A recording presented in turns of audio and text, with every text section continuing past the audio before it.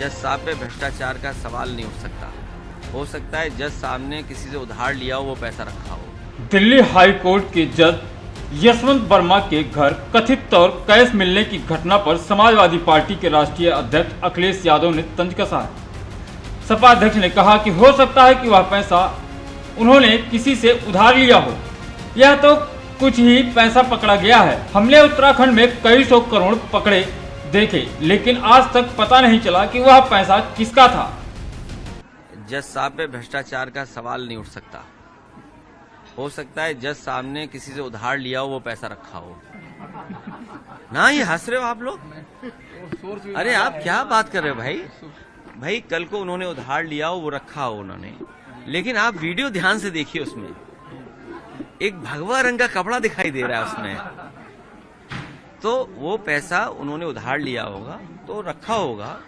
कई बार आग लग जाती है तो उसकी वजह से आग लग गई है। ये तो कुछ पैसा पकड़ा गया है। हमने आपने कई सौ करोड़ पैसा पकड़ा देखा, लेकिन आज तक उसका पता नहीं कि किसका पैसा था। सपा राष्ट्रीय अध्यक्ष अखिलेश यादव के इस बयान से सियासी राजनीति एक बार फिर गर्मा गई है। समाजवादी पार्टी के प्रमुख अखिलेश यादव ने हाईकोर्ट के जज जस्टिस यशवंत वर्मा पर एक तीखा राजनीति तंज कसते हुए बयान दिया है।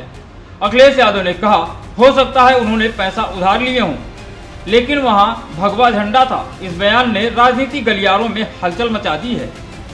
दरअसल मामला हाई कोर्ट के एक फैसले से जुड़ा है, जिसे लेकर सपा प्रमुख नाराज दिखे। उन्होंने सीधे सीधे भगवा रंग का जिक्र कर न्यायपालिका पर सवालिया निशान खड़ा किया है। हालांकि उन्होंने किसी का नाम सीधे नहीं लिया, लेकिन उनके इशारे साफ थे।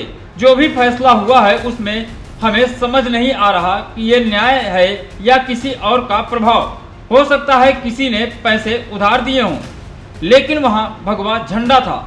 अखिलेश यादव के इस बयान पर बीजेपी की प्रतिक्रिया आनी बाकी है, लेकिन इतना तय है कि चुनाव के मौसम में इस तरह की बयानबाजी राजनीतिक माहौल को और गरमाने वाली है।